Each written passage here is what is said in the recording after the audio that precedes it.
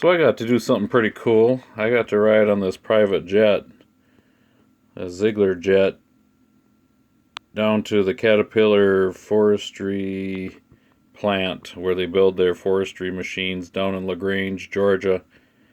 This is a very, very nice jet. You see how it says Ziegler on the tail there. Ziegler owns 11 dealerships in Minnesota and one in Iowa, I believe. But they took a handful of loggers from here, Minnesota, down to Georgia, and it was quite a trip. This is a shot of the inside of the cabin. Not the, well, where we rode, and yeah, it was very nice plane.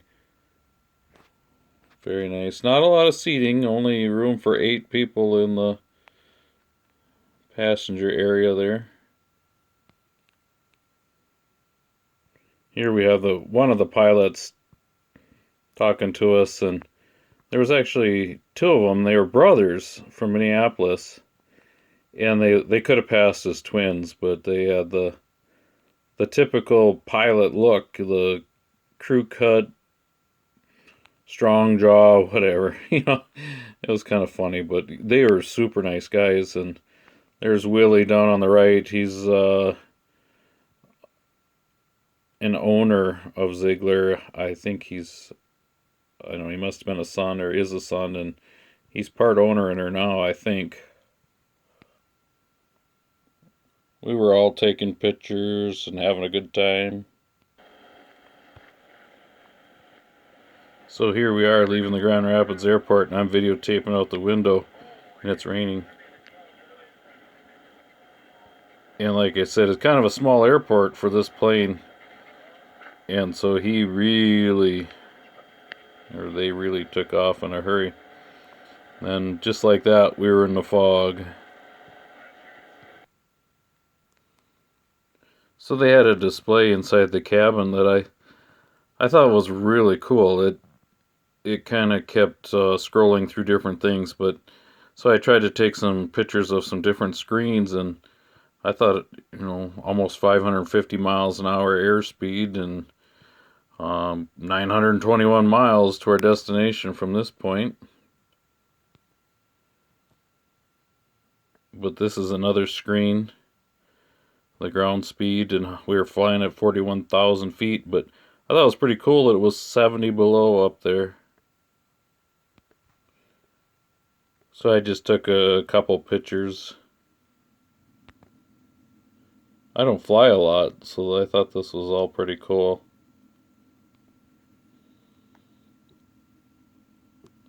So I went up and talked to the pilots, and they gave me a little tour of the inside of the cockpit there, and man alive, it was pretty cool. A lot of interesting stuff going on up there. Very, very nice guys. Very interesting to talk to. I really enjoyed those guys. He brought up an airport on one of his screens, and he was saying that one of the most difficult things they have to do is try to navigate through an airport. And I can see why. There's some pretty complicated airports out there. So here we're down, I think we're in Georgia by now, but I took a picture of this logging site where looked like a recent harvest. They stick out pretty good from the air. Here's a couple more sites that have been logged, or maybe it's a single site here, but it's had time to regen a little bit because the ground is greener, but the roads and the cut lines sure stand out. This is as we're landing, we've come down a lot. We're much lower to the ground, and I thought this waterway was really cool. A lot of shoreline there. So now we're in LaGrange, and they have even a smaller airport than Grand Rapids, and this is maybe one of the biggest jets they'd ever had on their runway, according to the pilots. So that was pretty cool. I had to take some pictures of a couple houses. You don't see this style up north. Not where I live, anyway. Another picture of a classic southern home, I think. I took a picture of the hotel room that they put me up in. So they took us to a skeet shooting place, and here the guy at the club was teaching us how to shoot. Here Ryan's showing us how to get it done.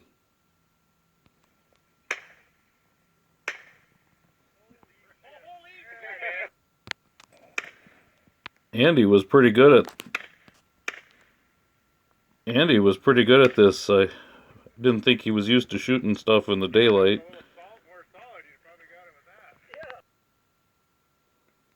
It was a good time.